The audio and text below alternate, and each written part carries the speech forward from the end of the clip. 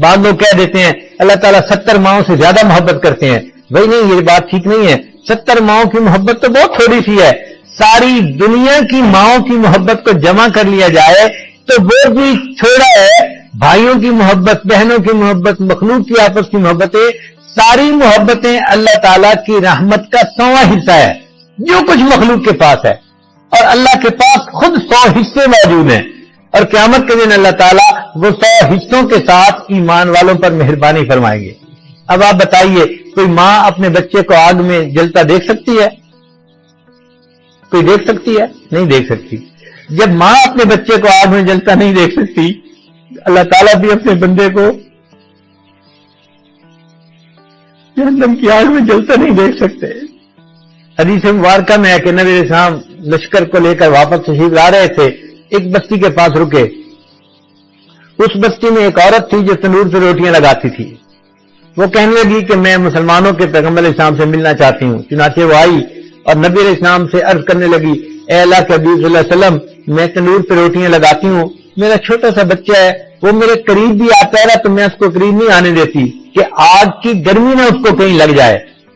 کیا میں یہ سوچ سکتی ہوں کہ میرا بیٹا میرے تندور کی آگ کے اندر گرے اور میں اس کو آنکھوں سے دیکھوں؟ نبی علیہ السلام نے فرمایا نہیں. اس نے کہا کہ اچھا پھر یہ بتائیے، اللہ تعالیٰ جب ماں سے زیادہ بچوں سے محبت کرتے ہیں تو وہ اپنے بندوں کو جہنم کی آگ میں کیسے ڈالیں گے؟ حدیث مبارکہ میں ہے کہ نبی علیہ السلام نے سر کو جھکا لیا اور آپ کی مبارک آنکھوں سے آنسو آنے لگ گئے. پھر تھوڑی دیر بعد آپ نے سر اٹھایا اور فرمایا کہ اللہ تعالیٰ اپنے بندوں کو جہنم میں نہیں بھیجنا چاہتے. بندے اپنے گناہوں اور نافرمانیوں کی وجہ سے اپنے پاؤں پہ کلہاڑی مارتے ہیں، یہ خود جہنم کا راستہ ہموار کرتے ہیں، اللہ نہیں بھیجنا چاہتے. تو آپ بتائیے کہ جب ماں بچے کو جہنم کی آگ میں نہیں ڈالنا پسند کرتی، اللہ تعالیٰ اپنے بندے کو جہنم کی آگ میں ڈالنا کیسے پسند فرمائیں گے؟ اسی لیے قرآن مجید کی ایک آیت ہے، بسم اللہ مجرہا و مرساہا ان ربی لغفور الرحیم. محسنین نے لکھا ہے کہ اللہ تعالیٰ نے اس میں سے آدھا حصہ دیا تھا حضرت نوح علیہ السلام کو. چنانچہ جب انہوں نے اپنی کشتی کو چلانا ہوتا تھا تو وہ پڑھتے تھے بسم اللہ مجرہا، کشتی چل پڑتی تھی. جب بریک لگانی ہوتی تھی تو پڑھتے تھے بسم اللہ مرساہا، تو وہ رک جاتی تھی. تو کشتی چلتی بھی تھی، رکتی بھی تھی. تو مفسرین نے لکھا ہے کہ اگر اس کلمے کے ملنے سے نوح علیہ السلام کو اللہ نے پورے طوفان میں سے محفوظ فرما لیا اور ان کی کشتی کو پار اتار دیا، اس امت کو اللہ نے یہ پوری آیت عطا فرمائی. اللہ تعالیٰ اس آیت کے بدلے ان کو قیامت کے دن کی سختیوں کے طوفان میں سے بھی پار اتاریں گے اور ان کی کشتی کو کنارے لگا کے ان کو جنت عطا فرما دیں گے. اللہ تعالیٰ کی رحمت کا یہ معاملہ ہے کہ حضرت موسیٰ علیہ السلام نے دعا مانگی، اے اللہ میرے بھائی ہارون کو میرا ساتھ پیغمبر بنا دیجئے. اللہ نے ایک لمحے میں ان کے بھائی کو پیغمبر بنا دیا. جس کی رحمت اتنی ہے، ایک لمحے میں چاہے تو پیغمبر بنا دے. وہ کسی ایک بندے کو ایک لمحے میں ولی کیوں نہیں بنائے گا؟ مگر اس کی رحمت کا معاملہ ہے. کلمے کا دوسرا حصہ ہے محمد الرسول اللہ. تو محمد صلی اللہ علیہ وسلم اللہ کے رسول ہیں، اور رسول اللہ صلی اللہ علیہ وسلم کو اللہ تعالیٰ نے رحمت للعالمین بنا کے بھیجا ہے، یعنی ایسی رحمت جو تمام جہانوں کے لیے رحمت. تو نبی علیہ السلام صرف انسانوں کے لیے رحمت نہیں تھے، انسانوں کے لیے بھی، حیوانوں کے لیے بھی، چرندوں کے لیے، پرندوں کے لیے، جنوں کے لیے، حتیٰ کہ فرشتوں کے لیے بھی رحمت بن کر تشریف لائے. جتنی اللہ کی مخلوق ہے، نبی علیہ السلام ان تمام مخلوق کے لیے رحمت بن کر تشریف لائے. وما ارسلناک الا رحمتا للعالمین. اے محبوب، ہم نے آپ کو جہانوں کے لیے رحمت بنا کر بھیجا ہے. کیونکہ نبی علیہ السلام کو اللہ نے اتنی رحمت عطا فرمائی تھی، لہذا ان کا دل اپنی امت کے لیے تڑپتا تھا اور وہ چاہتے تھے کہ میری امت کا کوئی بندہ جو ہے وہ جہنم میں نہ جائے. اس لیے نبی علیہ السلام پوری رات اپنی امت کے لیے دعوت جو ہے دعا مانگتے تھے، رب امتی رب امتی رب امتی. اے اللہ میری امت کو بخش دینا، میری امت کو بخش دینا. حدیث مبارکہ میں ہے، ایک مرتبہ سیدہ صدیقہ رضی اللہ تعالیٰ عنہ نے پوچھا، اے اللہ کے حبیب صلی اللہ علیہ وسلم، آپ امت کے لیے اتنا مہربان ہیں آپ ہر وقت رب امتی کی دعا مانگتے رہتے ہیں اور آپ کی مبارک آنکھوں میں سے آنسو جاری ہو جاتے ہیں. تو آپ نے فرمایا کہ عائشہ میں ساری زندگی دعا مانگتا رہوں گا حتیٰ کہ جب سکرات موت کا کیفیت ہوگی میں اس وقت بھی کہوں گا رب امتی رب امتی. اور ایسا ہو کہ جب مجھے قبر میں دفن کر دیا جائے گا اور قیامت کے دن اٹھایا جائے گا اس وقت بھی میں کہوں گا رب امتی رب امتی. اور عائشہ جب قیامت کے دن ہر کوئی نفسہ نفسی پکار رہا ہوگا میں اس وقت بھی کہوں گا رب امتی رب امتی. میں اپنی امت کے لیے دعا مانگوں گا کہ اللہ تعالیٰ میری امت کو بخش دے. چنانچہ نبی کے سامنے ایک مرتبہ دعا مانگی, یا اللہ میری امت کا حساب میرے سپرد کر دیجئے, قیامت کے دن حساب میں لے لوں گا. اللہ تعالیٰ نے پوچھا اے میرے حبیب صلی اللہ علیہ وسلم آپ ایسی دعا کیوں مانگ رہے ہیں؟ یا اللہ اس لیے مانگ رہا ہوں کہ میری امت کے گناہ کسی کے سامنے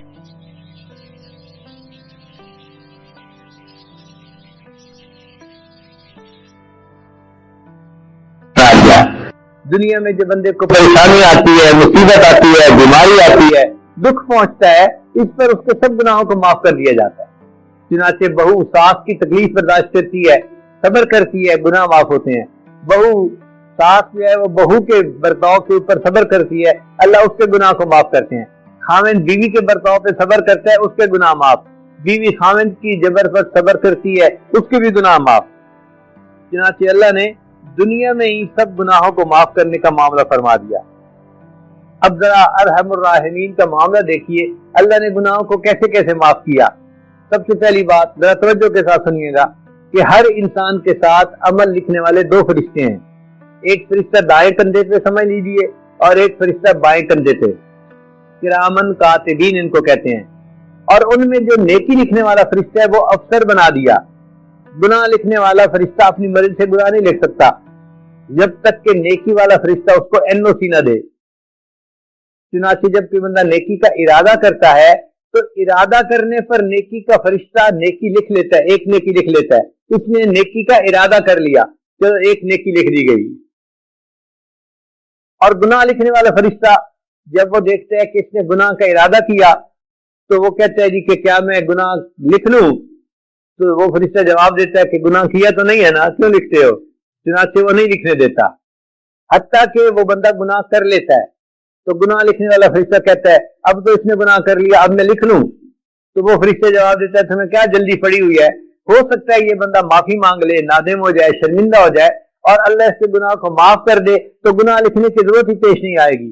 تو ایک پہر تک یعنی 6 گھنٹے تک وہ گناہ لکھنے ہی نہیں دیتا, انتظار کرواتا ہے. جب 6 گھنٹے تک بھی بندہ اپنے کام سے نادم نہ ہو اور توبہ نہ کرے پھر وہ اس کو اجازت دیتا ہے اچھا تم گناہ لکھ لو, تو وہ ایک گناہ لکھ دیتا ہے. نیکیاں بھی لکھی جاتی ہیں, گناہ بھی لکھی جاتی ہیں. پھر عجیب بات سنیے کہ حدیث مبارکہ میں ہے کہ جو بندہ سونے سے پہلے 33 مرتبہ سبحان اللہ, 33 مرتبہ الحمدللہ اور 34 مرتبہ اللہ اکبر پڑھ کر سوئے تو جب وہ سو جاتا ہے تو جو نیکی والا فرشتہ ہے وہ گناہ والے فرشتے کو کہتا ہے ذرا رجسٹر دکھاؤ نا تم نے اس میں کیا لکھا ہوا ہے. وہ چونکہ ماتحت ہے وہ رجسٹر نیکی گناہ کا دے دیتا ہے. اب وہ جو نیکی کا فرشتہ ہے وہ اس کو کہتا ہے کہ دیکھو اس نے فلاں نیکی کی ہے, ایک نیکی کے بدلے میں اس کے 10 گناہوں کو مٹاؤں گا. تو جتنی دیر مومن سویا رہتا ہے وہ نیکی کا فرشتہ ایک نیکی کے بدلے 10 گناہوں کو مٹاتا رہتا ہے. اور اگر نیکیاں کم ہو جاتی ہیں تو نیکی کا فرشتہ اس نیکی کو بڑھاتا ہے, ایک کے بدلے 10 کا ثواب, کئی مرتبہ ایک نیکی کے بدلے 700 نیکیوں کا ثواب دیتا ہے اور 700 نیکیوں کے بدلے اس کے گناہوں کو مٹاتا ہے. تو آپ غور کیجئے اللہ تعالیٰ نے انسان کے سونے کی حالت میں اس کے گناہوں کو معاف کرنے کی ترتیب بنا دی.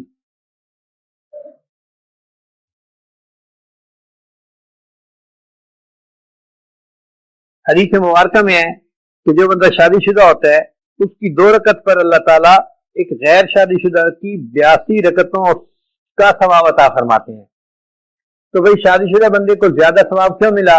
اللہ نے فرمایا اس کے اوپر حقوق العباد بھی ہیں, بیوی بچوں کے حقوق بھی ہیں. اب یہ بیوی بچوں کے حقوق ادا کرنے کے ساتھ ساتھ جب میرا حق ادا کرتا ہے تو میں اس کو 82 گنا زیادہ اجر عطا فرما دیتا ہوں.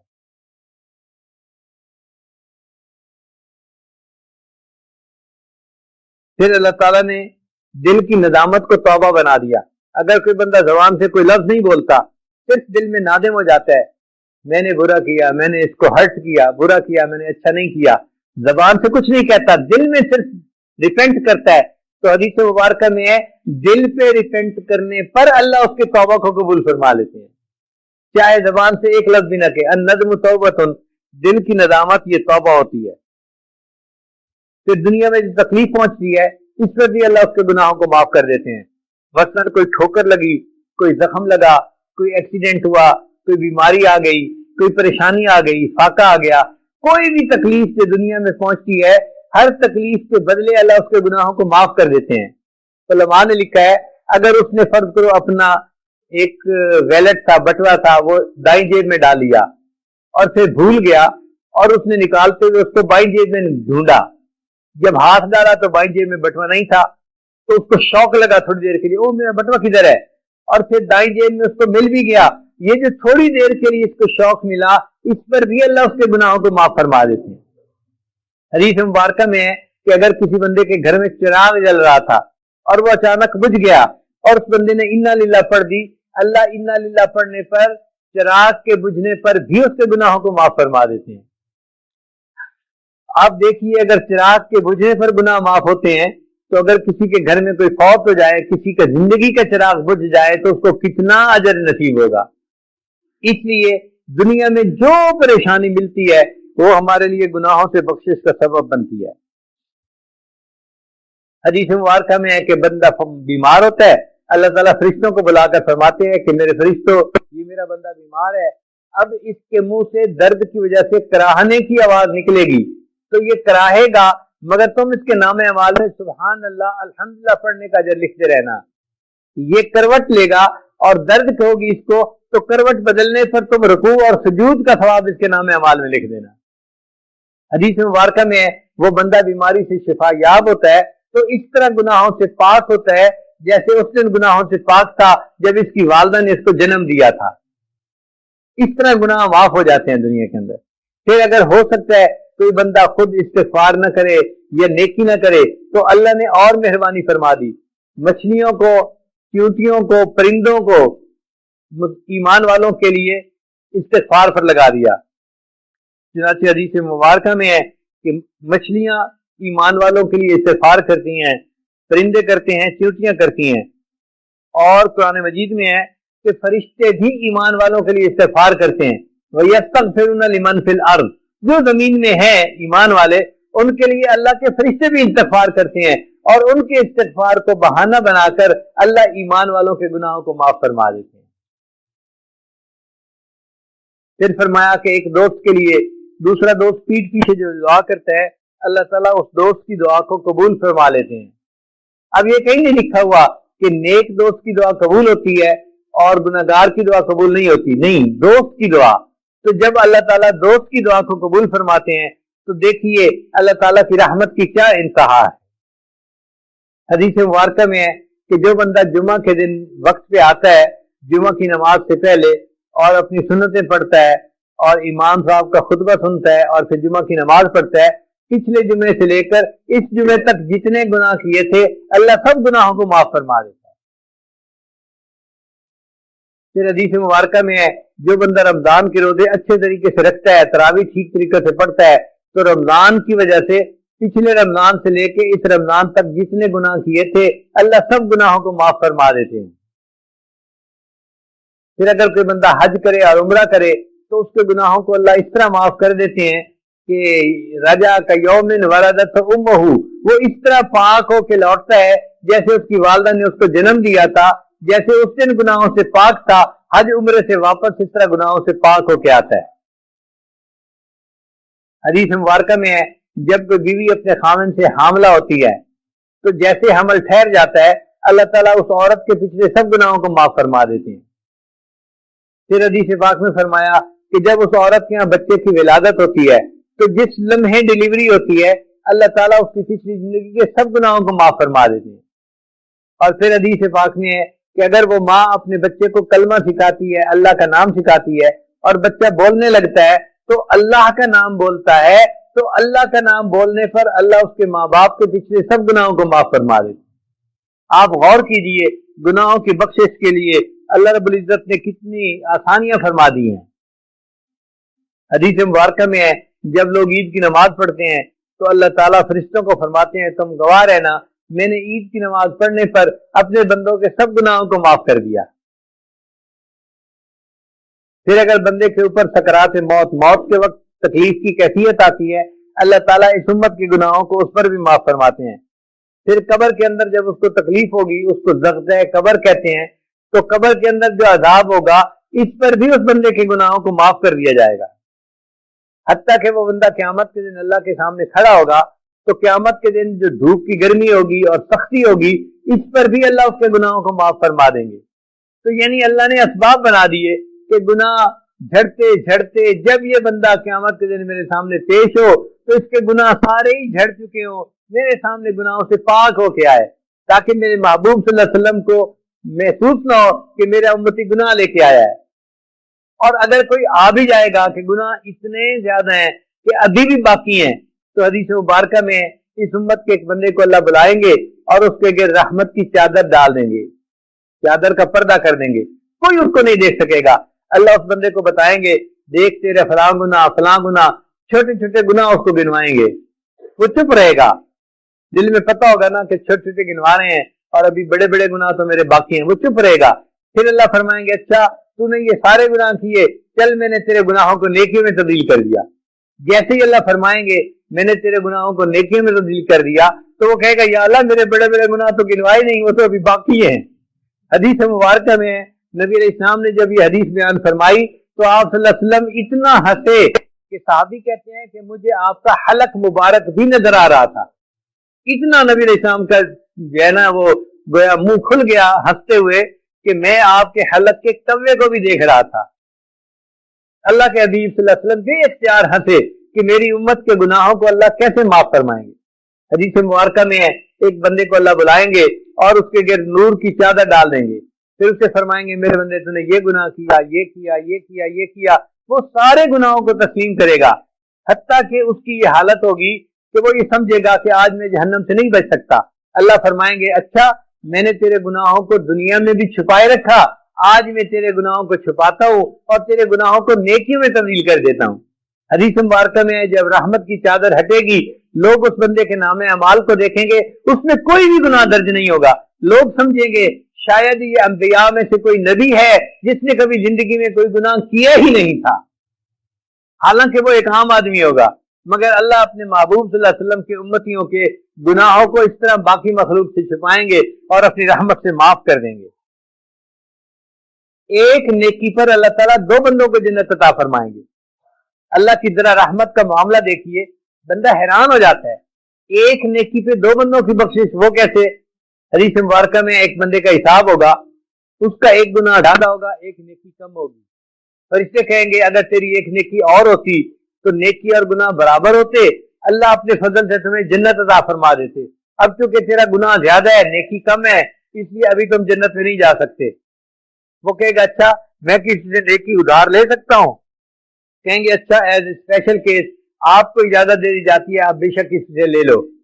वो अपनी भाई के पास आएगा, नेकी मांगेगा, वालदा के पास आएगा, नेकी मांगेगा, बीवी के पास आएगा, बच्चों के पास आएगा, वालिद के पास आएगा, कोई उसको नेकी देने के लिए तैयार नहीं होगा। हालांकि सब नेक होंगे और सबके पास बड़ी नेकियां होंगी, पहाड़ों बराबर नेकियां होंगी, मगर हर एक डर रहा होगा, पता नहीं मेरा मामला कैसे। तो सब कहेंगे, भाई हमें नहीं पता हमारा मामला क्या, जब तक हिसाब नहीं हो जाता हम अपनी कोई नेकी नहीं दे सकते। जब सारे रिश्तेदार ना कर देंगे तो वो बंदा रोना शुरू कर देगा कि मुझे आज किसी ने भी मदद न की और सबने मुझे ना कर दी। ये मोहब्बतों के रिश्ते थे। माँ कहती थी, बेटा मैं तो तुझे धूप में खड़ा होता भी नहीं पसंद करती, तुझे अल्लाह साए में रखे, तुझे अल्लाह मुसीबतों से बचा के रखे, और आज मैं जहन्नम की आग में डाला जाऊंगा और अम्मी तो मुझे एक नेकी देने को तैयार नहीं। बीवी मुझसे इतनी मोहब्बतें जताती थी, मैं आपकी खातिर ये कर सकती हूँ, ये कर सकती हूँ, ये कर सकती हूँ, और आज इसके पास इतनी नेकियां थी और इसने एक नेकी भी मुझे न दी, और मेरे वालिद ने मुझे नेकी न दी, और मेरी औलाद ने भी मुझे नेकी न दी, तो मेरा तो कोई नहीं अल्लाह तेरे सिवा। वो रोना शुरू कर देगा। जब वो रो रहा होगा ना, एक बंदा करीब से गुजरेगा, पूछेगा, भाई रो क्यों रहे हो? وہ کہے گا دیکھو میرے ساتھ میرے رشتے داروں نے کیا سلوک کیا، کسی ایک نے بھی مجھے نیکی نہیں دی، میں رو رہا ہوں مجھے ایک نیکی کی ضرورت تھی، اب کسی نے نہیں دی تو اب مجھے جہنم میں ڈالا جائے گا۔ وہ کہے گا اچھا بھائی میرے نام مال میں ایک نیکی ہے، میں تمہیں دیتا ہوں تم جنت چلے جاؤ۔ جب وہ ایک نیکی دے دے گا تو یہ قیامت کے دن اتنا بڑا معاملہ ہوگا کہ فرشتہ اعلان کرے گا ایک بندے نے اپنی نیکی دوسرے کو دے دی۔ تو جب اللہ تعالیٰ اعلان سنیں گے اللہ فرمائیں گے کون ہے جو آج سخاوت کا اظہار کر رہا ہے اور اپنی نیکی دوسرے کو دے رہا ہے؟ وہ بندہ حاضر ہوگا، یا اللہ میں نے یہ نیکی دی، میرے بندے تو نے اپنی نیکی کیوں دی؟ وہ کہے گا یا اللہ میرے نام مال میں صرف ایک ہی نیکی تھی اور کچھ بھی نہیں تھا، میں نے تو یعنی کہ اس جہنم میں جانا ہی تھا، میں نے سوچا کہ چلو میں تو جہنم میں جا ہی رہا ہوں، اگر میری نیکی دینے سے اس کی بخشش ہو سکتی ہے تو ہو جائے۔ اللہ فرمائیں گے تو کیا سخاوت دکھاتا ہے، سخاوت کا حقدار تو میں ہوں، میں نے اس بندے کو بھی جنت عطا فرمائی اور تمہیں بھی میں نے اس کے بدلے جنت عطا فرما دی۔ ایک نیکی پر دو بندوں کو جنت عطا فرما دی جائے گی۔ حدیث مبارکہ میں اللہ تعالیٰ دو بندوں کو کھڑا فرمائیں گے اور ان کو کہیں گے کہ بندو تم نے گناہ کیے، برائی کی، گناہوں پہ زندگی گزاری، جاؤ جہنم میں۔ تو ان میں سے ایک بندہ جو ہوگا وہ جہنم کی طرف بھاگنا شروع کر دے گا اور دوسرا بندہ جو ہوگا وہ تھوڑا چلے گا پھر پیچھے دیکھے گا، پھر دو قدم چلے گا پھر پیچھے دیکھے گا۔ اللہ ان دونوں کو پھر بلا لیں گے، پہلے سے پوچھیں گے بھائی تم نے بھاگنا کیوں شروع کر دیا؟ وہ کہے گا یا اللہ زندگی میں تو آپ کے حکموں پر میں نے کوئی عمل نہ کیا جیسے کرنا چاہیے تھا، آج یہ آپ کی طرف سے آخری حکم ملا تو میں نے سوچا اس حکم پر تو عمل کر لوں، آپ نے فرمایا جاؤ جہنم میں بھاگ پڑا۔ اللہ فرمائیں گے اچھا اگر میرے حکم کا اتنا تیرے دل میں احترام ہے جا میں نے تجھے جنت عطا فرما دی۔ پھر اللہ تعالیٰ دوسرے سے پوچھیں گے بھئی تیرا معاملہ کیا؟ دو قدم چلتا تھا پیچھے دیکھتا تھا، پھر دو قدم پھر پیچھے، پھر دو قدم چل کے پھر پیچھے دیکھتا تھا۔ وہ کہے گا یا اللہ ساری زندگی مجھے آپ کی رحمت پہ بھروسہ رہا، آج آپ نے حکم دے دیا جاؤ جہنم میں دو قدم چلتا تھا پھر پیچھے دیکھتا تھا شاید آپ کو طرف آ جائے، آپ کی طرف سے رحمت کا معاملہ ہو جائے، پھر دو قدم چلتا تھا پھر پیچھے دیکھتا تھا۔ اللہ فرمائیں گے اچھا اگر تجھے میری رحمت کا اتنا ہی بھروسہ ہے جا میں نے تجھے بھی جنت عطا فرما دی۔ تو اللہ تعالیٰ اپنے محبوب صلی اللہ علیہ وسلم کی جو ہے امت کے اوپر قیامت کے دن عجیب بہانوں سے رحمت فرمائیں گے اور سب کو اللہ تعالیٰ جنت عطا فرمائیں گے۔ چنانچہ حدیث مبارکہ میں ہے کہ ایک بندہ مرنے لگا اور اس نے اپنے بیٹوں کو نصیحت کی کہ میرے بیٹوں جب میں مر جاؤں مجھے نہلا دینا، کفنا دینا اور میری داڑھی کے اندر آٹا جو ہے وہ لگا دینا، یہ خشک آٹا ہوتا ہے نا وہ میری داڑھی کے اوپر جو ہے وہ لگا دینا، بالوں کے اوپر۔ اللہ کے حضور پیشی ہو گئی، اللہ نے پوچھا میرے بندے تو نے یہ کیوں وصیت کی تھی؟ یا اللہ میں نے اپنے علماء سے سنا ہے کہ جو بندہ کلمہ پڑھنے والا سفید بال ہو جاتے ہیں آپ اس کے سفید بالوں کو حیا دیکھ کے حیا فرماتے ہیں، تو میں نے بچوں کو کہا کہ میرے بال تو کالے ہیں اور میرے گناہ بھی زیادہ ہیں، تم آٹا جو ہے میرے بالوں پہ لگا دو گے تو میرے بال سفید نظر آئیں گے، ہو سکتے اللہ کو میرے اوپر ترس آ جائے، اللہ اس بندے کو بالوں پر آٹا لگانے پر معاف کر کے جنت عطا فرما دیں گے۔ حدیث مبارکہ میں ایک بندہ گنہگار تھا، قبر میں گیا تو اس کو قبر کا عذاب ہونے لگا، اس کا ایک چھوٹا بچہ تھا، اس کی بیوی نے اس کو پالا، بچہ ذرا بڑا ہو گیا تو بیوی نے اس بچے کو قاری صاحب کے پاس قرآن پاک پڑھنے کے لیے بٹھا دیا۔ جب اس بچے نے پڑھانا الحمدللہ رب العالمین، سب تعریفیں اس رب کے لیے ہیں جو جہانوں کا پروردگار ہے۔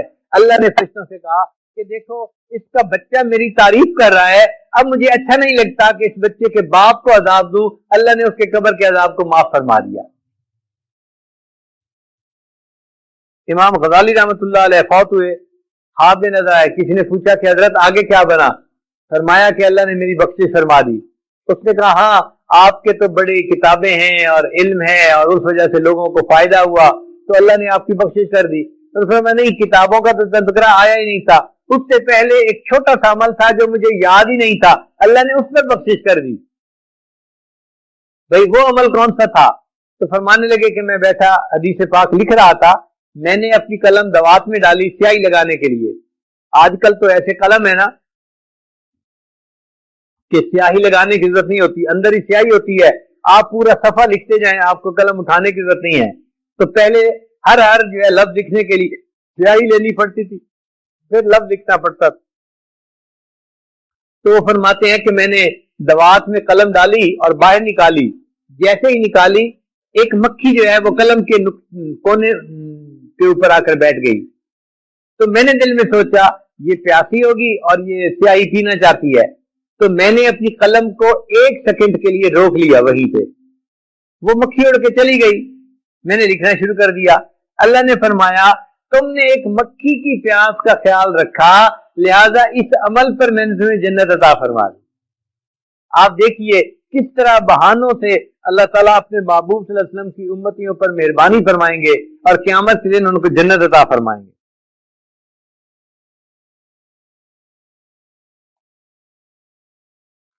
چنانچہ قیامت کے دن کچھ لوگوں کے لیے دھوپ کی گرمی ہوگی اور کچھ کے لیے عرش کا سایہ ہوگا۔ یہ عرش کا سایہ کیا ہے؟ یہ اللہ تعالیٰ نے ایک ٹینٹ لگا دیا ہے ایمان والوں کے لیے، تو نبی علیہ السلام کے امتیوں کو اللہ تعالیٰ اپنے عرش کے سائے میں عطا فرمائیں گے۔ علماء نے تقریباً 100 کے قریب ایسے اعمال لکھے ہیں جن اعمال کے کرنے والے عرش کے سائے کے نیچے ہوں گے۔ ان میں سے میں کوئی 20-25 اعمال پڑھتا ہوں، آپ دیکھیں گے کہ ان میں سے کوئی نہ کوئی عمل ایسا ضرور ہوگا کہ آپ کہیں گے ہاں یہ عمل تو میں بھی کرتا ہوں۔ اللہ ان اعمال کے بدلے عرش کا سایہ عطا فرمائیں گے۔ حدیث مبارکہ میں ہے کہ جو بندہ امام عادل ہوگا اللہ اس کو عرش کا سایہ عطا فرمائیں گے۔ جو بندہ جوانی میں اللہ کی عبادت کرنے والا ہوگا اس کو اللہ عرش کا سایہ عطا فرمائیں گے۔ جس بندے کا دل مسجد میں اٹکا رہتا ہوگا اس کو اللہ عرش کا سایہ عطا فرمائیں گے۔ جن دو بندوں کے درمیان اللہ کے لیے محبت ہوگی، دونوں اللہ کے راستے میں نکلتے ہیں، جماعت میں جاتے ہیں، ایک دوسرے سے محبت ہے اللہ کے لیے، ان دونوں کو اللہ عرش کا سایہ عطا فرمائیں گے۔ ایک شاگرد ہے ایک استاد ہے، اللہ کے لیے محبت ہے، اللہ ان دونوں کو عرش کا سایہ عطا فرمائیں گے۔ ایک مرید ہے ایک شیخ ہے، اللہ کے لیے محبت ہے، اس محبت پر اللہ ان کو عرش کا سایہ عطا فرمائیں گے۔ پھر جو بندہ خفیہ صدقہ کرے، ایسے اللہ کے راستے میں خرچ کرے کہ کسی کو پتہ بھی نہ چلنے دے، خفیہ صدقہ کرنے پر عرش کا سایہ عطا ہوگا۔ پھر ایک بندہ تنہائی میں اپنے گناہوں کو یاد کر کے روئے، کوئی اسے دیکھنے والا نہیں، تنہائی میں اپنے گناہوں پر رونے والے کو اللہ عرش کا سایہ عطا فرمائیں گے۔ اگر کسی بندے کو کوئی عورت اپنی طرف متوجہ کرے اور وہ انکار کرے کہ نہیں میں اللہ سے ڈرتا ہوں، تو اس پر اس بندے کو اللہ عرش کا سایہ عطا فرمائیں گے۔ کوئی مرد کسی عورت کو گناہ کی طرف بلائے اور عورت انکار کر دے تو اللہ تعالیٰ اس عورت کو عرش کا سایہ عطا فرمائیں گے۔ ایک بندے سے کسی نے قرض مانگا، اب جب دینے کا وقت آیا تو وہ مقروض قرض نہیں دے سکتا، تو وہ قرض والے کو کہتا ہے پلیز مجھے تھوڑی مہلت اور دے دو۔ حدیث مبارکہ میں ہے جو مقروض کو تھوڑی سی مہلت اور دے دے گا، اس عمل پر اس کو اللہ عرش کا سایہ عطا فرما دیں گے۔ ایک بندہ تجارت میں سچ بولتا ہے، اس سچ بولنے پر عرش کا سایہ عطا فرمائیں گے۔ ایک بندہ رات کے اندھیرے میں مسجد میں چل کے جاتا ہے عشاء کے لیے یا فجر کے لیے، اس پر اللہ اس کو عرش کا سایہ عطا فرمائیں گے۔ ایک بندہ یتیم کی پرورش کرتا ہے، بھائی کے بچے کی، بہن کے بچے کی، یتیم کی، کسی یتیم کی پرورش کرتا ہے، یتیم کی پرورش کرنے پر اللہ اس کو عرش کا سایہ عطا فرمائیں گے۔ ایک بندے کی طبیعت میں نرمی ہے، کوئی معافی مانگتا ہے تو جلدی معاف کر دیتا ہے، جلدی دوسرے پر ترس کھا لیتا ہے۔ حدیث مبارکہ میں ہے جلدی دوسرے پر ترس کھانے والے کو اللہ عرش کا سایہ عطا فرمائیں گے۔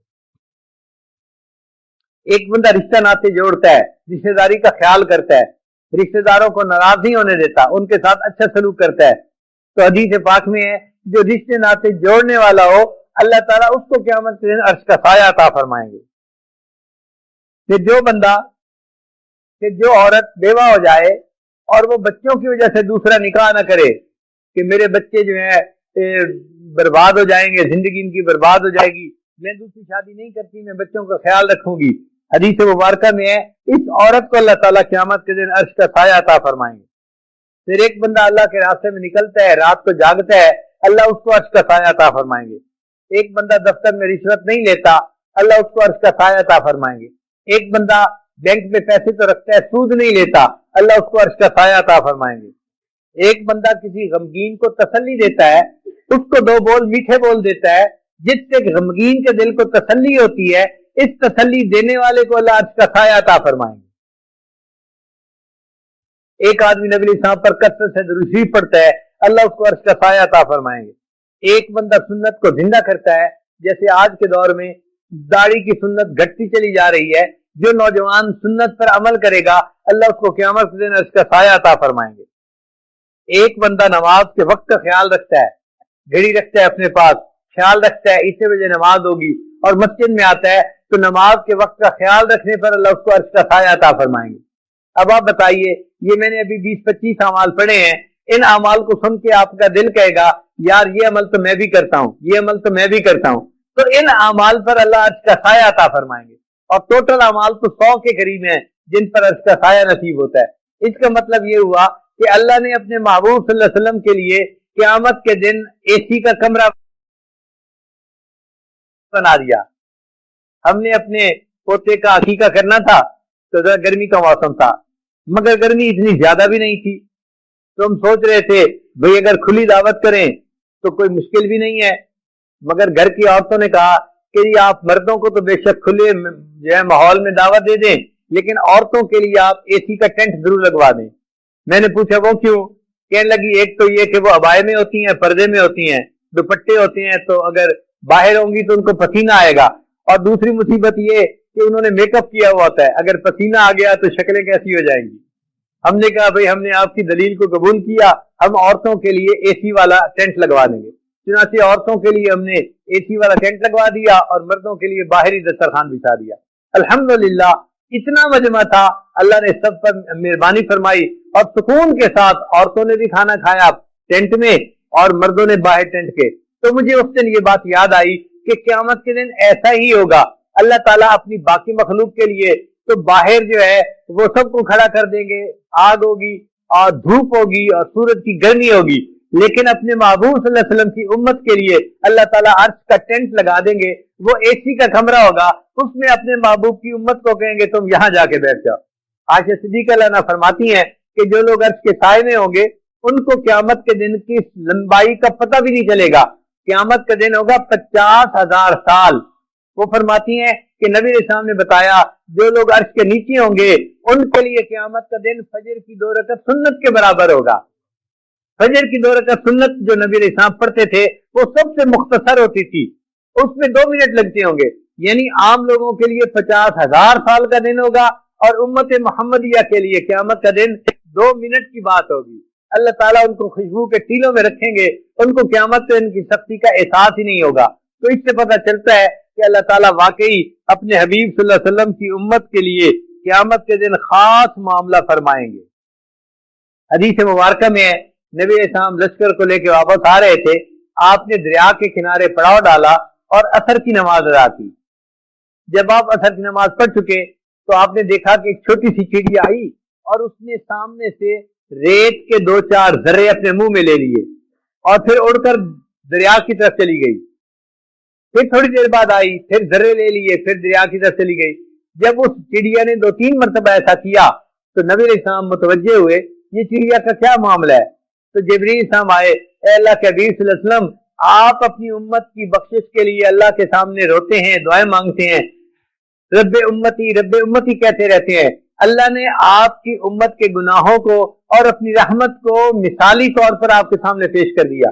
دیکھیے یہ چڑیا اپنے منہ میں 2-3 قطرے ریت کے لیتی ہے اور جا کر اس کو دریا کے اوپر پھینکتی ہے تو دریا کے پانی کو پتہ ہی نہیں چلتا، وہ ان ریت کے 2-4 ذروں کو بہا کے لے جاتا ہے۔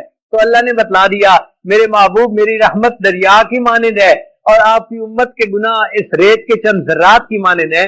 میرے رحمت کے دریا کے سامنے آپ کے ریت کے ذرات کچھ نہیں کریں گے، میں سب کے گناہوں کو معاف فرما دوں گا۔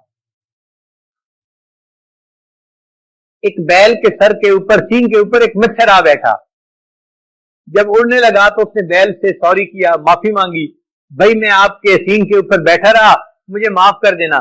بیل نے کہا نہ مجھے تمہارے بیٹھنے کا پتہ چلا اور نہ مجھے تمہارے اڑنے کا پتہ چلا، تمہارے وزن کا مجھے احساس ہی نہیں ہوا۔ اگر بیل کو ایک مچھر کے بیٹھنے اور اڑنے کا پتہ نہیں چلتا تو اللہ کی رحمت اس بیل کی مانند ہے اور اس امت کے گناہ مچھر کی مانند ہے۔ اللہ کی رحمت کو پتہ ہی نہیں چلے گا اس امت کے گناہ تھے یا نہیں تھے، اللہ سب گناہوں کو معاف فرما دے گا۔ پھر اللہ تعالیٰ نے قرآن مجید میں نبی علیہ السلام سے وعدہ فرمایا ہے یوم لا یخزی اللہ النبی والذین آمنوا معہ، اللہ تعالیٰ قیامت کے دن اپنے نبی علیہ السلام کو اور جو ان کے ساتھ ایمان لائے ان کو قیامت کے دن رسوا نہیں کرے گا، ان کو لیٹ ڈاؤن نہیں ہونے دے گا۔ اللہ نے جب قرآن میں وعدہ فرما دیا اے محبوب میں آپ کو قیامت کے دن لیٹ ڈاؤن نہیں ہونے دوں گا، تو کیسے ممکن ہے کہ کسی کے گناہوں کی اللہ تعالیٰ قیامت کے دن پکڑ فرمائے؟ اللہ سب کے گناہوں کو معاف کر دیں گے اور اپنے محبوب کے وعدے کو نبھائیں گے۔ حدیث مبارکہ میں اللہ تعالیٰ نے قرآن مجید میں فرمایا وَلَسَوْفَ يُعْطِيكَ رَبُّكَ فَتَرْضَىٰ، اے میرے محبوب صلی اللہ علیہ وسلم میں آپ کو قیامت کے دن اتنا دوں گا کہ آپ راضی ہو جائیں گے، خوش ہو جائیں گے، آپ بس کریں گے، اے اللہ بہت بہت بس تو مچ ہے میرے لیے۔ تو مفسرین نے لکھا کہ نبی علیہ السلام نے اس آیت کو اترنے پر فرمایا کہ جب اللہ نے وعدہ فرما لیا وہ مجھے اتنا دیں گے کہ میں خوش ہو جاؤں گا، تو میں قیامت کے دن اس وقت تک خوش نہیں ہوں گا جب تک میرا آخری امتی بھی جنت میں نہیں چلا جائے گا۔ اب جب نبی علیہ السلام نے یہ وعدہ فرما دیا تو بتائیے نبی علیہ السلام وعدے کو نبھائیں گے نا، اور اس امت کو جنت میں لے کے جائیں گے۔ حدیث مبارکہ میں نبی علیہ السلام نے فرمایا اللہ تعالیٰ نے ہر نبی علیہ السلام کو ایک ایسی دعا کرنے کا حکم دیا کہ جیسی مانگی جائے گی ویسی دعا قبول کر لی جائے گی۔ تو صحابی نے پوچھا اللہ کے وسلم پھر مختلف انبیاء نے دعائیں مانگی؟ فرمایا ہر نبی نے کوئی نہ کوئی دعا مانگی اور جیسے مانگی اللہ نے اس کو ویسے قبول کر لیا۔ تو صحابی نے پوچھا اے اللہ کے وسلم آپ کو بھی اختیار ملا؟ نبی صلی اللہ علیہ وسلم نے فرمایا ہاں مجھے بھی دعا مانگنے کا اختیار ملا، میں نے دنیا میں وہ دعا نہیں مانگی، میں نے اس کو ذخیرہ بنا لیا، اب میں اس کو قیامت کے دن مانگوں گا اور اس وقت جنت میں جاؤں گا جب اللہ میری ساری امت کو جنت عطا فرما دے۔ تو اللہ کے حبیب صلی اللہ علیہ وسلم چونکہ رحمت للعالمین تھے لہذا امت کے لیے انہوں نے اتنی دعائیں مانگی، اتنا اللہ کے سامنے روئے، اور حتیٰ کہ اللہ نے وعدہ فرما دیا محبوب صلی اللہ علیہ وسلم میں آپ کی امت کے معاملے میں آپ کو میں غمزدہ نہیں ہونے دوں گا۔ حدیث مبارکہ میں نبی علیہ السلام کے اوپر آخری وقت کی کیفیات تھیں۔ حضرت جبرائیل علیہ السلام آئے اور حضرت ملک الموت آئے۔ ملک الموت دروازے پہ کھڑے ہو گئے اور جبرائیل علیہ السلام اندر آئے اور آ کے نبی علیہ السلام کی خدمت میں عرض کیا اے اللہ کے حبیب صلی اللہ علیہ وسلم اللہ نے آپ کو یاد فرمایا ہے، یعنی ہم آپ کو لینے کے لیے آئے ہیں۔ تو نبی علیہ السلام نے فرمایا جبرائیل پہلے اللہ تعالیٰ سے پوچھ کے یہ بتاؤ کہ میرے بعد اللہ تعالیٰ میری امت کے ساتھ کیا معاملہ فرمائیں گے؟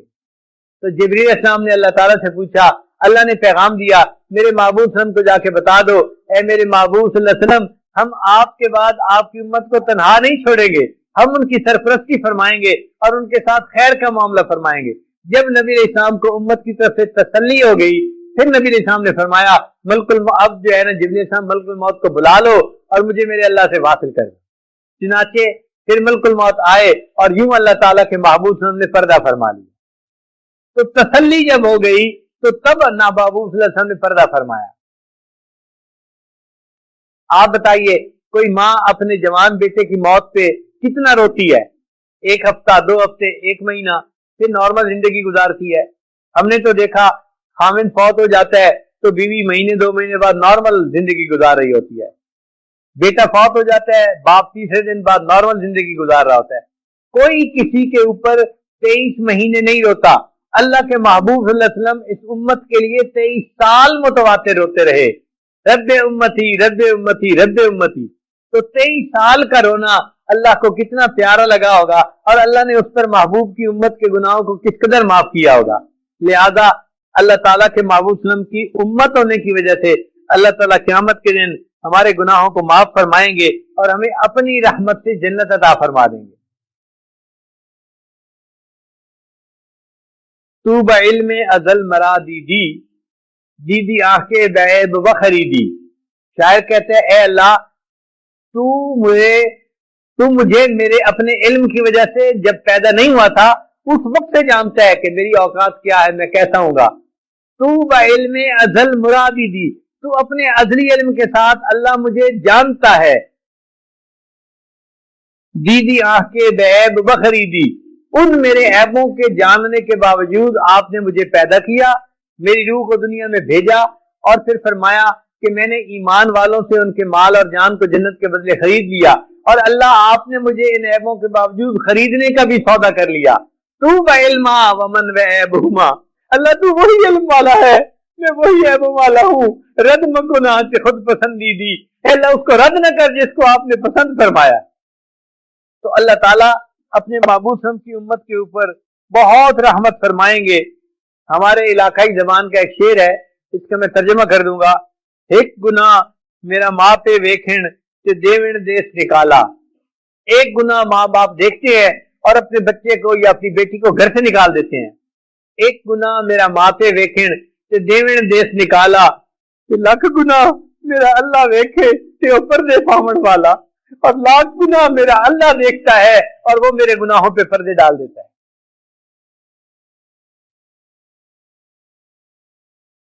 یہ ویکھاں اپنے عملوں وال تے کچھ نہیں میرے پلے، اے اللہ اگر میں اپنے عملوں کی طرف دیکھوں تو میرے پاس کچھ بھی نہیں ہے، یہ ویکھاں تیری رحمت وال تے بلے بلے بلے، اور اے اللہ اگر میں اپنی رحمت کی طرف دیکھوں تو آپ کی رحمت کی تو کوئی انتہا نہیں، آپ اپنی رحمت سے میرے سب گناہوں کو یقیناً معاف فرمائیں گے۔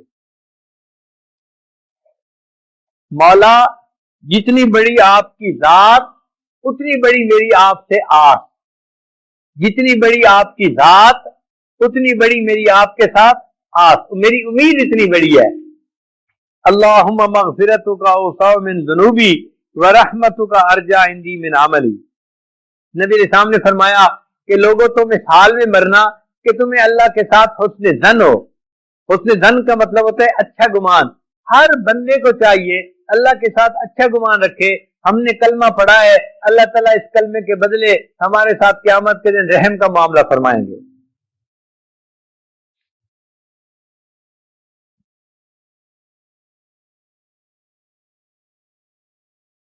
رائیونڈ کے اجتماع میں ایک مرتبہ میں نے یہ خود واقعہ سنا۔ حضرت مولانا محمد اسلم ملتان کے تھے، انہوں نے یہ کوئی 1972 یا 1973 کی بات ہوگی، انہوں نے یہ واقعہ رائیونڈ کے سالانہ اجتماع پہ سنایا۔ کتابوں میں نے پہلے بھی پڑھا تھا مگر میں اس کو نقل کرتے ہوئے جھجکتا تھا۔ جب اتنے بڑے عالم سے اتنے بڑے مجمع میں یہ واقعہ سنا تو پھر اس کے بعد میں اس کو نقل کر دیتا ہوں۔ انہوں نے فرمایا کہ حضرت شبلی رحمۃ اللہ علیہ اللہ کے ایک ولی تھے۔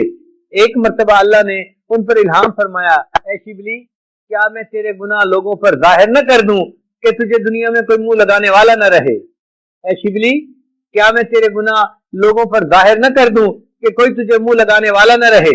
وہ بھی اللہ کی معرفت رکھنے والے تھے، آگے سے جواب دیا، یا اللہ کیا میں تیری رحمت لوگوں پر کھول کے نہ بیان کر دوں، تجھے دنیا میں کوئی سجدہ کرنے والا نہیں رہے گا۔ تو فوراً اللہ نے الہام فرمایا، میرے شبلی نہ تو میری بات کہنا نہ میں تیری بات کہتا ہوں۔ کتابوں میں لکھا ہے حضرت شیخ عبد القادر جیلانی رحمۃ اللہ علیہ نے اللہ تعالیٰ کی رحمت پر درس دینا شروع کیا۔ روزانہ فجر کے بعد اللہ کی رحمت پہ درس دیتے تھے۔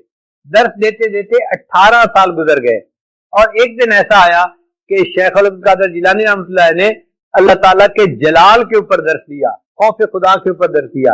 اب ایک ولی کی زبان سے نکلے ہوئے الفاظ تھے، مجمع کی رو رو کے حالت بری ہوئی، کچھ لوگ تو بے ہوش ہو گئے، اور ایک دو بندے ایسے بھی تھے جو اللہ کی جلال کی باتیں سن کے بے ہوش ہو کے گرے اور فوت ہو گئے۔ ان کے جنازے اٹھے، جب ان کے جنازے اٹھے تو اللہ تعالیٰ نے الہام فرمایا، عبد القادر جیلانی تو میرے بندوں کے سامنے میرے خوف کے تذکرے کرتا ہے۔ تو شیخ عبد القادر جیلانی رحمۃ اللہ نے جواب دیا، یا اللہ میں نے 18 سال آپ کی رحمت کے تذکرے کیے۔ اللہ نے فرمایا، تو کیا 18 سال میں میری رحمت ختم ہو گئی تھی؟ کیا 18 سال میں میری رحمت ختم ہو گئی تھی جو تم نے میرے خوف کے تذکرے شروع کر دیے؟ جب اللہ کی رحمت اتنی زیادہ ہے تو ہم کیوں نہ اللہ کی رحمت کو کھول کے بیان کرے کہ اللہ آپ ہمارے اوپر رحمت فرما دیجئے، اور آج کی اس بابرکت رات میں ہمارے سب گناہوں کو معاف فرما دیجئے۔ بے گناہوں میں چلا زاہد جو اس کو دیکھنے، بے گناہوں میں چلا زاہد جو اس کو دیکھنے، مغفرت بولی ادھر آ میں گناہ گاروں میں ہوں، وہ کرشمے شان رحمت نے دکھائے روز حشر، چیخ اٹھا ہر بے گناہ میں بھی گناہ گاروں میں ہوں۔ اللہ کی رحمت گناہ گاروں پر اتنی ہوئی کہ جو بے گناہ لوگ تھے وہ بھی کہنے لگے، اللہ ہم بھی گناہ گار ہیں، ہمارے اوپر بھی رحمت فرما دیجیے۔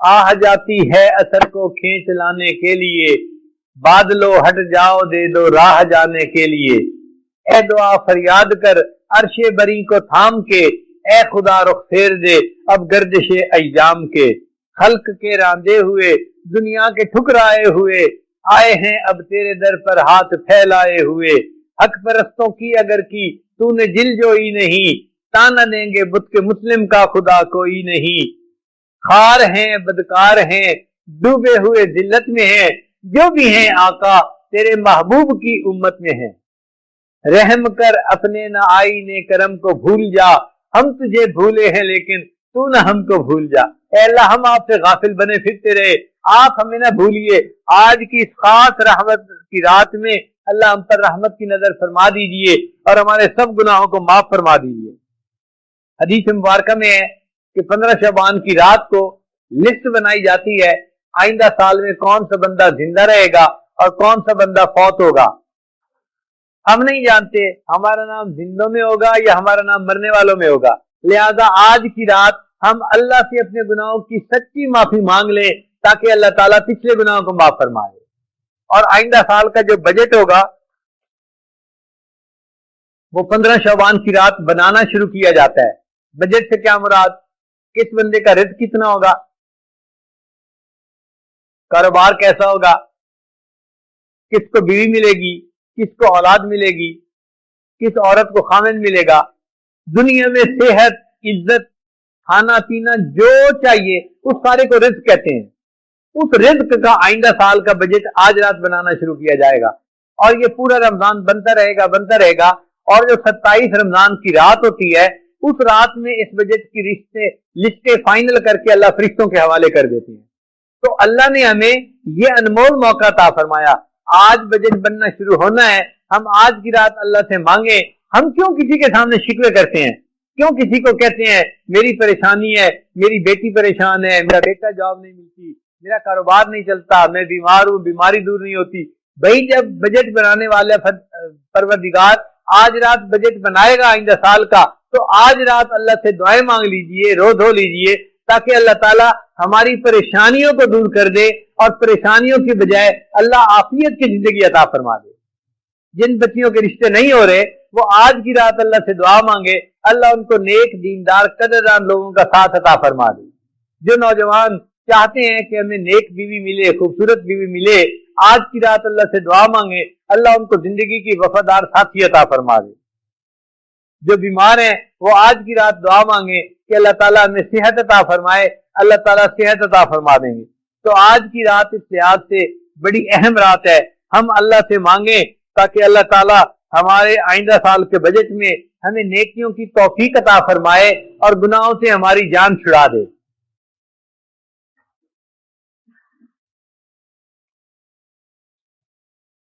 اب ذرا ایک بات اور توجہ کے ساتھ سنیے گا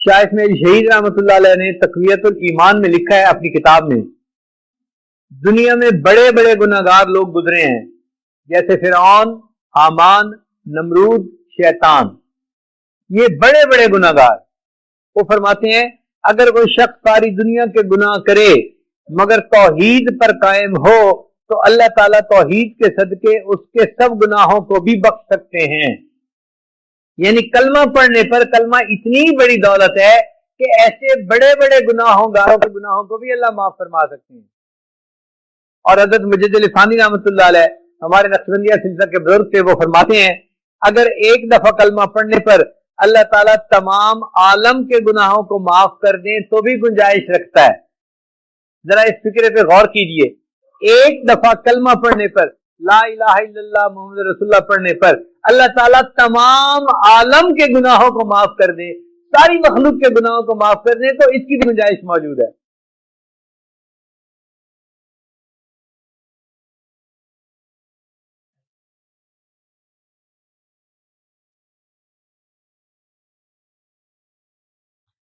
اب طبرانی شریف کی ایک روایت ہے ذرا اس کو سن لیجئے پھر انشاءاللہ ہم دعا کرتے ہیں طبرانی شریف کی یہ روایت ہے اور اس کے جو راوی ہیں وہ بالکل ثقات ہیں ٹھیک ہے حضرت ابو ذر غفاری رضی اللہ عنہ نبی اسلام کی خدمت میں حاضر ہوئے نبی اسلام دوپہر کا قیلولہ فرما کے اٹھے تھے نبی اسلام نے فرمایا ابو ذر میرے پاس جبریل علیہ السلام آئے تھے اور یہ خوشخبری لائے کہ جو شخص لا الہ الا اللہ محمد الرسول اللہ پڑھے پھر اسی عقیدے پر اس کو موت آ جائے اللہ اس کو جنت میں داخل فرمائیں گے۔ تو ابو ذر غفاری نے پوچھا اے اللہ کے حبیب صلی اللہ علیہ وسلم ان زنا و ان سرقہ، اگرچہ کلمہ پڑھنے کے بعد اس بندے نے چوری بھی کی ہو اور زنا بھی کیا ہو، تو نبی صلی اللہ علیہ وسلم نے فرمایا ہاں اس کے باوجود اللہ جنت عطا فرمائیں گے۔ انہوں نے دوسری مرتبہ پوچھا اے اللہ کے حبیب صلی اللہ علیہ وسلم کلمہ پڑھنے کے بعد اس نے زنا کیا اور چوری کی پھر بھی جنت میں جائے گا؟ نبی علیہ السلام نے دوسری مرتبہ فرمایا ہاں پھر بھی جنت میں جائے گا۔ پھر ابو ذر غفاری نے تیسری مرتبہ پوچھا اے اللہ کے حبیب صلی اللہ علیہ وسلم کلمہ پڑھنے کے بعد ان زنا و ان سارقہ، اس نے زنا کیا یا چوری کی پھر بھی جنت میں؟ نبی علیہ السلام نے تیسری مرتبہ فرمایا ہاں پھر بھی جنت میں جائے گا۔ پھر انہوں نے چوتھی مرتبہ سوال کیا، جب چوتھی مرتبہ سوال کیا تو نبی علیہ السلام کو غصہ آیا۔ نبی علیہ السلام نے فرمایا ہاں ہاں وہ جنت میں جائے گا، اگرچہ ابو ذر کی ناک خاک آلود ہوتی رہے، اگرچہ اگر تیری ناک کے اوپر مٹی بھی لگ جائے وہ پھر بھی جنت میں داخل ہوگا۔ 4 مرتبہ اللہ کے حبیب نے فرمایا۔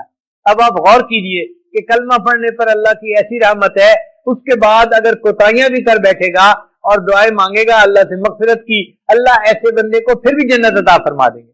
اس لیے جس بندے نے کلمہ پڑھا ہے اس کو کبھی کم نظر سے نہ دیکھیں، چاہے وہ شرابی ہو، چاہے زانی ہو، چاہے وہ جوا کھیلتا ہو یا کوئی اور گناہ کا ارتکاب کرتا ہو، اس کو کبھی بری نظر سے نہ دیکھیں۔ کیوں؟ کلمہ پڑھا ہوا ہے، اگر وہ معاف کر لے گا، اللہ سے معافی مانگ لے گا، اللہ اس کے گناہوں کو اس کی نیکی میں تبدیل فرما دیں گے، وہ ہم سے زیادہ بہتر ہو جائے گا، وہ ہم سے زیادہ افضل ہو جائے گا۔ اسی حدیث پاک میں آتا ہے نبی علیہ السلام طواف فرما رہے تھے، ابو داؤد شریف کی روایت ہے، طواف فرما رہے تھے تو آپ نے بیت اللہ کو دیکھ کے فرمایا بیت اللہ، اللہ کے ہاں تیرا مرتبہ بہت زیادہ ہے، مگر میں کہتا ہوں کہ جس بندے نے کلمہ پڑھا ہے حرمت المؤمن ارجح من حرمت الکعبہ، اللہ کے نزدیک بیت اللہ سے زیادہ اس بندے کا مقام ہے جس نے کلمہ پڑھ لیا ہو۔ آپ بتائیے بیت اللہ کی کتنی عزت ہے اللہ کے ہاں۔ اب ایک کلمہ پڑھ